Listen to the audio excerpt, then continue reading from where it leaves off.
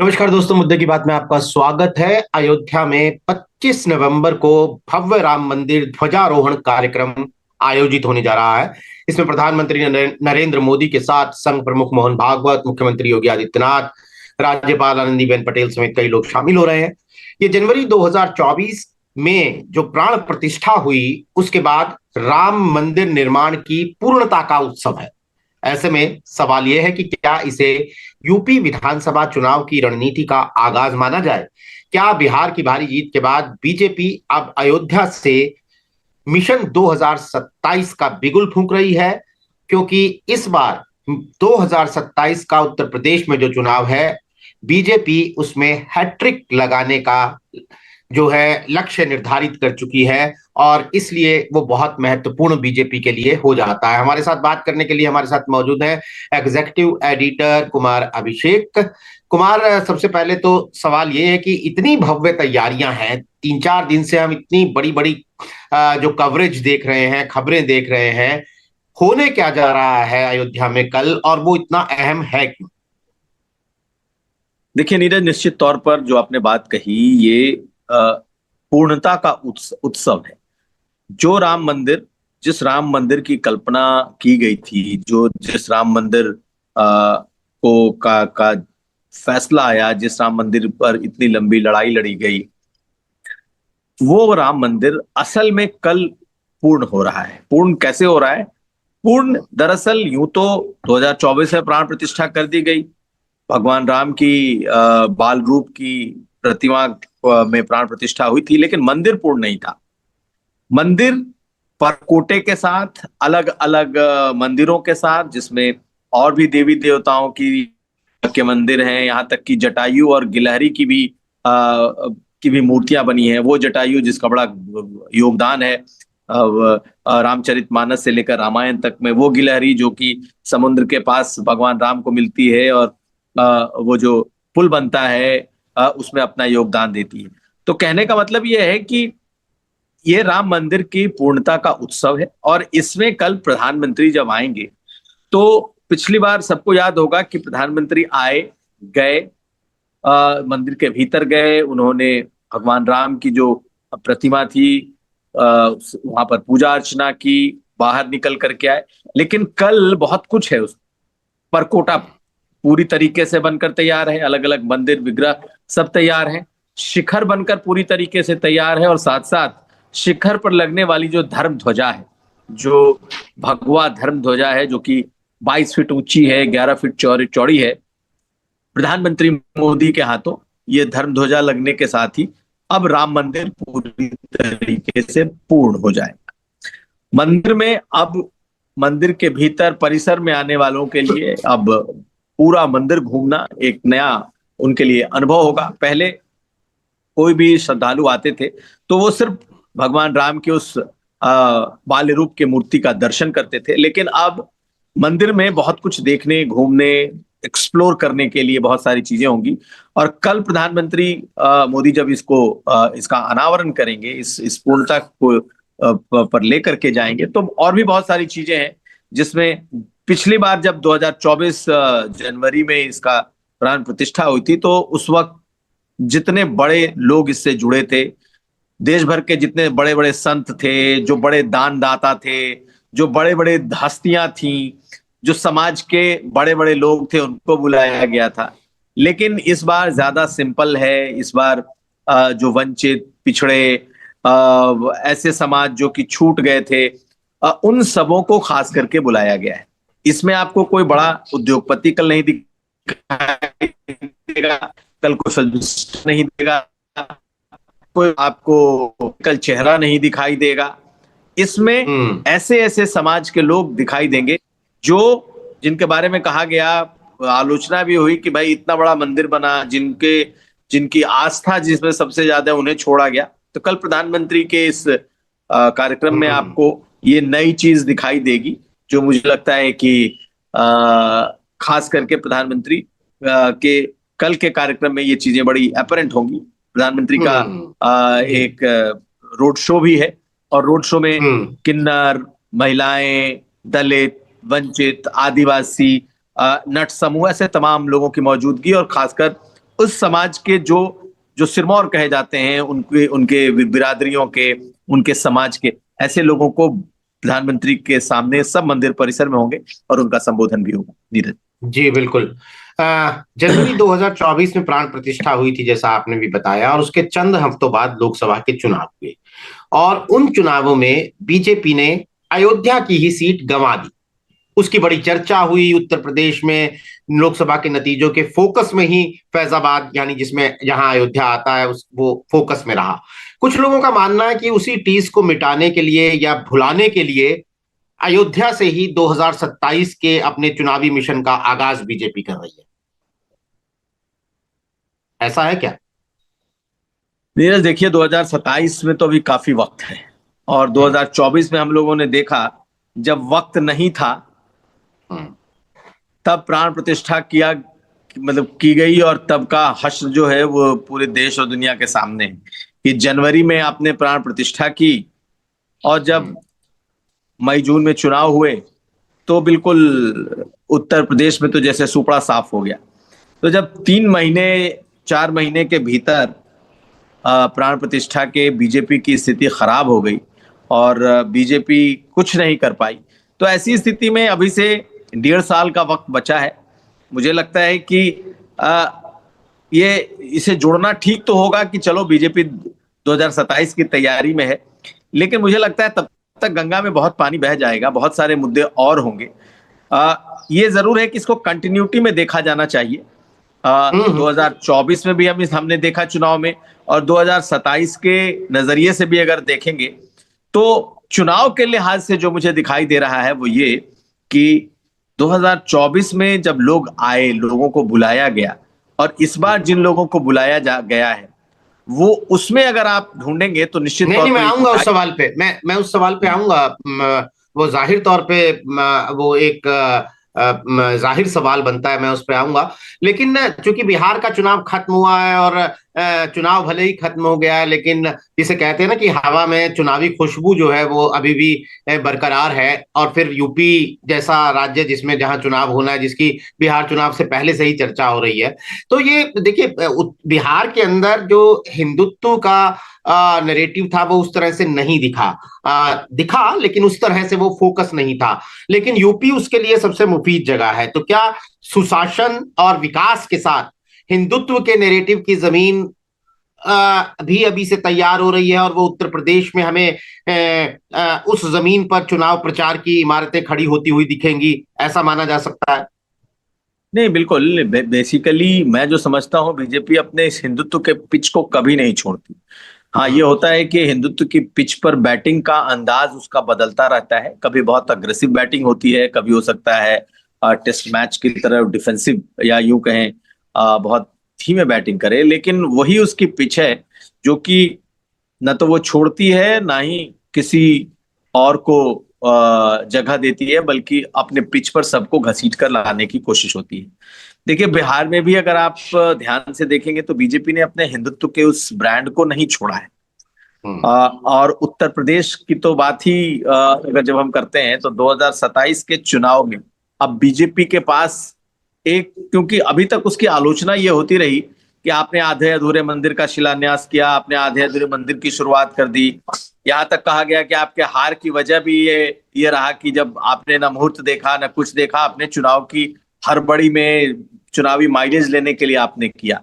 लेकिन इस बार बहुत सोच समझ के, बहुत मुहूर्त देख करके, बिहार चुनाव के खत्म होने के बाद, रिजल्ट के बाद, सरकार बनने के बाद, यानी अभी कोई चुनाव नहीं है। अब जो चुनाव है वो पश्चिम बंगाल का चुनाव है या दूसरे ऐसे राज्यों का चुनाव है जिसका हिंदी बेल्ट से बहुत ज्यादा फर्क नहीं पड़ता, लेकिन हर चुनाव में कुछ ना कुछ असर है। अब राम जन्मभूमि ऐसा विषय है जिसको आप चाहे जितना भी असर माने, बंगाल में भी इसका असर आपको दिखेगा। बिल्कुल बिल्कुल। और वहां चर्चा भी हो गई है, वहां एक बाबरी मस्जिद बनाने की एक बड़ी तेज चर्चा शुरू हो चुकी है कि भाई वहां पर टीएमसी के नेता बाबरी मस्जिद बनाने की बात कर रहे हैं। तो अयोध्या से जुड़ना तय है। 2027 के लिहाज से देखा जाए तो नेताओं के लिए कम से कम अब जवाब देने को है कि भाई देखिए, हमने पूरा मंदिर बना दिया, सब कुछ आपके सामने है। दूसरी बात, जो श्रद्धालु हैं उनके भी जो कंप्लेन है वो भी धीरे धीरे खत्म होंगे 27 तक, क्योंकि 27 तक मंदिर तो बन के तैयार हो गया, लेकिन बाकी दूसरी जो सुविधाएं हैं वो भी पूरी तरीके से मंदिर और इसके इर्द गिर्द इवॉल्व होंगी। तो जो या जो श्रद्धालु सुविधाएं हैं वो भी तब तक इतनी हो जाएंगी कि लोग इसकी तारीफ करने से नहीं चूकेंगे, ये भी सरकार सोचती है। तो 1.5 साल पहले अगर मंदिर पूरी तरीके से बनकर तैयार है, 1.5 साल के बाद अयोध्या नगरी अगर ऐसी हो गई कि अगर आप नगरी को देख करके भी बहुत सारी बातें कहने लगे तो भी उसका एक इम्पैक्ट होता है। और मुझे लग रहा है कि अयोध्या में अगर अभी ये सब चीज तैयार है, अब बनारस में भी देख लीजिए, धीरे धीरे धीरे करके बनारस को भी एक व्यापक स्वरूप दिया गया। अब बनारस में वहां पर अगर आप देखें तो मेट्रो, रैपिड रेल, इस तरह की चीजें बनारस में शुरू हो चुकी हैं। चौड़ी चौड़ी सड़कें बनाई जा रही हैं, दाल मंडी का रास्ता चौड़ीकरण हो रहा है। तो इन सब चीजों को अगर आप देखेंगे तो एक पूरा पैकेज है धार्मिक पर्यटन की बात जिसको की कहते हैं। और सिर्फ धार्मिक पर्यटन नहीं है, ये हिंदुत्व का एक मुझे लगता है वो बुके है जो बीजेपी हमेशा पेश करती है, और शायद विपक्ष के पास ये चीज नहीं है और विपक्ष चाह करके भी इसमें नहीं घुस सकता। और आने वाले समय में मुझे लगता है कि बीजेपी इसको और पुख्ता ही करेगी। इससे कम होने या घटने का तो सवाल ही नहीं है अपने इस एजेंडे से। ध्वजारोहण समारोह में संघ प्रमुख मोहन भागवत की मौजूदगी बड़ी खास होगी। क्या आपको लगता है कि संघ और बीजेपी के तालमेल का एक संदेश लोगों को इसके जरिए जाएगा? तस्वीरें बहुत कुछ कहती हैं, और खास तौर पर जब एक मंच पर प्रधानमंत्री नरेंद्र मोदी, योगी आदित्यनाथ, संघ प्रमुख एक साथ होंगे तो ये एक संदेश जाएगा, क्योंकि 2024 के चुनावों के बाद भी इसको लेकर चर्चा हुई थी। नहीं, निश्चित तौर पर ये एक बहुत अहम बिंदु है मुझे लगता है। देखिए, प्रधानमंत्री मोदी और संघ प्रमुख की जब जब मुलाकात होती है तो वो एक बड़ी खबर बनती है। सिर्फ उनके हिंदुत्व के एजेंडे से ही नहीं, बल्कि बहुत सारी ऐसी बातें हैं जो इसके इर्द गिर्द होती हैं कि जब प्रधानमंत्री और ये मिलते हैं तो आगे की राजनीति तय होती है। ये दोनों एक साथ आते हैं तो बीजेपी के भीतर का जो इंटरनल डायनेमिक्स है उस पर चर्चा होती है। बड़े बड़े पद खाली हैं उसको लेकर के इस मुलाकात की चर्चा होती है, राष्ट्रीय अध्यक्ष जैसी चीजों को लेकर के चर्चा होती है। लेकिन इस मंदिर के जब आप ध्वजारोहण की बात करें तो ये प्रोग्राम पूरी तरीके से मुझे लगता है धार्मिक है, और जो सबके मिशन का एक ऐसा हिस्सा है जो सबके मुझे लगता है सपनों का हिस्सा रहा है, चाहे आरएसएस हो, चाहे बीजेपी हो, या फिर इनसे निकले हुए ये जो तमाम बड़े नेता हो, या फिर चूंकि आपने योगी आदित्यनाथ की बात की तो मुख्यमंत्री योगी आदित्यनाथ का जो मठ है वो बड़ा अग्रणी रहा है इस आंदोलन को लेकर के। उनके गुरु, उनका मठ, तो ये एक तरीके का वो मिलन है जो कि बहुत रेयर है। संघ, बीजेपी और मुख्यमंत्री को मुख्यमंत्री से थोड़ा अलग करके उनको पीठाधीश्वर की तरह देखा जाए, वो मठ जिसने की पूरे राम मंदिर आंदोलन में बड़ी भूमिका निभाई थी। तो कल की ये तस्वीर बड़ी इंपॉर्टेंट है, और वो इसलिए भी इंपॉर्टेंट है कि सियासी रूप से बेशक तीनों को लेकर के अलग अलग चर्चाएं चलती रही हों कि इनकी इनसे नहीं बनती, उनकी उनसे नहीं बनती, इनकी वजह से चुनाव हार गए, उनकी वजह से संगठन में ताकत नहीं मिली, वो अपना अध्यक्ष चाहते हैं, ये तमाम बातें सुनने को मिलेंगी। लेकिन मुझे लगता है कि कल के इस कार्यक्रम की सबसे अहम तस्वीर यही है जब तीनों एक साथ दिखाई देंगे, और बहुत रेयर मोमेंट है जब ये तीनों एक साथ दिखे होंगे। मुझे लगता है कि 2024 का जो प्राण प्रतिष्ठा था उसमें भी कोई ऐसी तस्वीर तीनों के एक साथ की दिखाई नहीं दी, लेकिन अगर आप कल देखेंगे तो इन तीनों के अलावा और कोई वीआईपी है ही नहीं। आपको मालूम ही नहीं कि और कौन लोग आ रहे हैं। उसमें तो बहुत सारे लोगों के बारे में मालूम था कि अंबानी आ रहे हैं, अडानी आ रहे हैं, फिल्म स्टार आ रहे हैं, लेकिन इसमें प्रधानमंत्री मोदी आ रहे हैं, संघ प्रमुख मोहन भागवत आ रहे हैं, और मुख्यमंत्री योगी आदित्यनाथ होंगे। बाकी कौन कौन है? तो बाकी तमाम जो ऐसे वर्ग, पूर्वांचल के लोग, अवध के लोग, जितने वंचित समाज के लोग, ऐसे ऐसे हाशिए पर खड़ी हुई बिरादरियां, समाज। नहीं तो चलिए, मैं यही मैं अगला सवाल था कि इस कार्यक्रम में वंचित समाज के लोग, किन्नर, अघोरी समाज के लोग, 7,000 से ज्यादा लोगों की इस तरह की लिस्ट है। क्या ये लिस्ट कुछ कहती है? आप शुरुआत में भी कुछ कह रहे थे, क्या ये इससे कोई संदेश निकलता है? बहुत कुछ कहती है ये लिस्ट, नीरज।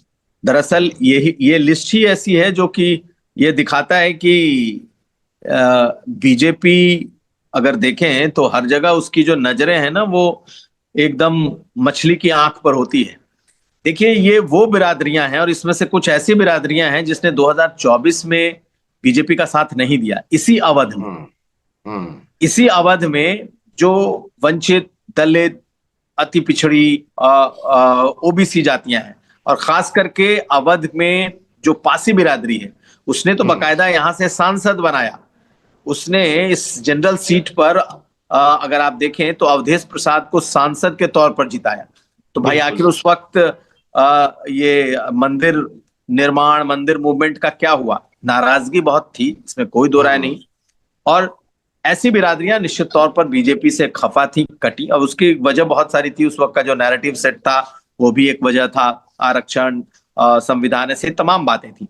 लेकिन इस बार चूंकि उस चुनाव के एन पहले प्राण प्रतिष्ठा का कार्यक्रम हुआ था, तो सिर्फ वही मैं कह रहा हूं कि बड़े बड़े लोगों को ही बुलाया गया था, उसका भी एक रिएक्शन था। तो मुझे लगता है कि कोर्स करेक्शन करने की भी कोशिश इस बार की गई है कि भाई बहुत कुछ हुआ, आगे अगर देखना है तो बगैर इनके तो चल नहीं सकते। यही श्रद्धालु हैं, यही वोटर हैं, यही बीजेपी के भी सब कुछ है। क्योंकि मैं बीजेपी को आज, मैं ये भी मानता हूं कि बीजेपी आज अगर कोई पार्टी खड़ी है तो वो ओबीसी दलितों के बलबूते खड़ी है। ये अलग बात है कि उसे इनके विरोधी के तौर पर भी पेंट किया जाता है, लेकिन मुझे लगता है कि इस पूरे कार्यक्रम का एक बड़ा मकसद ऐसे ग्रुप समूहों को कहीं ना कहीं साधना है जो बीजेपी मिस कर गई थी, या उसे लगता है कि इसमें और मजबूती देने की जरूरत है। अब देखिए, अघोरी, पासी, किन्नर, नट, इस तरह के जो लोग हैं जो बिल्कुल अति दलित, अति पिछड़े, या फिर बीजेपी जिन्हें अंतिम पायदान का आदमी कहती है, मुझे लगता है कि राम मंदिर से जोड़ने की ये जो कोशिश है वो उनके अपने एक घोषित उनका जो अपना एक कार्यक्रम है पूरे एक समग्र हिंदुत्व को लेकर के, उसका हिस्सा तो है ही है। लेकिन इसके जरिए 2024 में हुई गलतियां, 2024 में जो इनको झटके लगे, ये सब मुझे लगता है कि कल के कार्यक्रम में दूर करने की कोशिश होगी। और उससे एक दूसरा संदेश देने की कोशिश है कि बीजेपी को अगर कोई ये कहता है, सोचता है कि वो सिर्फ सवर्णों की या फिर संसाधन युक्त लोगों की पार्टी है, उससे इतर देखिए बीजेपी किनके किनके लोगों के बारे में सोचती है, कौन कौन लोग हैं जिन्हें सम्मानित करना है, जिन्हें बुलाना है। तो मैं इसको थोड़ा अलग तरीके से देख रहा हूं। मुझे लगता है कि ये बीजेपी का एक मास्टर स्ट्रोक तो ना कहें, लेकिन एक स्ट्रोक तो जरूर है जो कि बीजेपी ने चला है। एक और चूंकि अब बीजेपी की जब नीतियों की, चुनावी रणनीतियों की बात हो रही है, तो ऐसा माना जा रहा है, कहा जा रहा है कि जो बहुत दिनों से लंबित है कि भाजपा के प्रदेश अध्यक्ष की घोषणा होनी है, तो दिसंबर में प्रदेश अध्यक्ष की घोषणा होगी। ये एक वही सिलसिला है, ये ध्वजारोहण समारोह, फिर दिसंबर में प्रदेश अध्यक्ष की घोषणा, और फिर चुनावी गाड़ी जो है वो 26 के बाद तो नैरेटिव ये होगा कि अगले साल चुनाव है, चुनाव अब आया और तब आया। तो आप प्रदेश अध्यक्ष को लेकर आपके पास क्या सूचना है?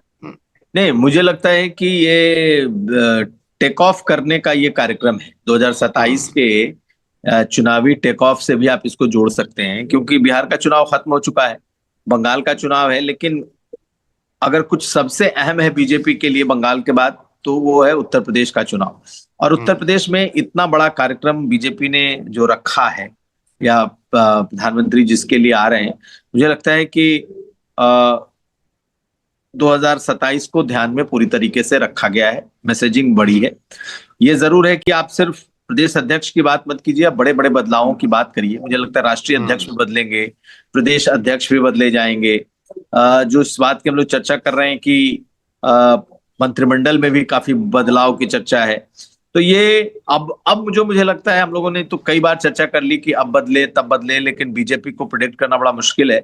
तो जो जिसे कहते हैं 15 दिसंबर के पहले का जो टाइम है, वो मुझे लगता है कि उसके पहले कुछ बदलाव होंगे और इसकी सुगबुगाहट भी सुनाई देने लगी है। आप हाल में देखें तो केशव प्रसाद मौर्य के कद को भी बढ़ाने की कोशिश हुई, हो ही रही है लगातार, उनके कद को बढ़ाया जा रहा है। नया प्रदेश अध्यक्ष का पद खाली है। 1.5 साल पहले उत्तर प्रदेश में भी अब मुझे लगता है कि चुनाव के प्रभारी तो नहीं, लेकिन संगठनों के प्रभारी नियुक्त किए जाएंगे, चुनाव प्रभारी भी नियुक्त किए जाएंगे। तो ये तमाम चीजें ऐसी हैं जो कि इस ओर इशारा कर रही हैं कि अब जिसे कहते हैं ना कि एकदम पैक्ड ईयर होगा, पॉलिटिकली पैक्ड ईयर होगा। तो वो चीजें आपको दिसंबर से दिखाई देंगी। नाम तो बहुत चले कि कौन हो सकता है प्रदेश अध्यक्ष के तौर पर, लेकिन कई नाम निश्चित तौर पर चर्चा में पहले से हैं, अभी भी वो नाम है। लेकिन गेस करना मेरे हिसाब से ठीक नहीं है, क्योंकि बीजेपी हमेशा चौंकाती रही है अपने फैसलों से। तो चलिए कुमार, हम कल, हमारी नजर रहेगी कल इस कार्यक्रम पर, क्योंकि बिल्कुल जैसा माना जा रहा है और वो स्पष्ट भी है कि कल जो संबोधन होंगे, चाहे वो प्रधानमंत्री का हो चाहे वो मुख्यमंत्री का हो, उन संबोधनों से, उन भाषणों से बहुत सारे चुनावी संदेश और आने वाले दिनों की राजनीति रणनीतियों के संदेश और भी हमें मिलेंगे। भले ही ये राम मंदिर का और आस्था का एक समारोह है, लेकिन उत्तर प्रदेश जैसी जगह पर चुनाव तो जिसे कहते हैं, चुनाव और राजनीति हर जगह से अपनी मौजूदगी दर्ज करवाती है। हम आपने इस कार्यक्रम के बारे में और इससे जुड़े तमाम पहलुओं के बारे में हमें बताया। आपका बहुत बहुत शुक्रिया। तमाम दर्शकों का भी शुक्रिया आभार। आपका। दोस्तों, आज के लिए नमस्कार।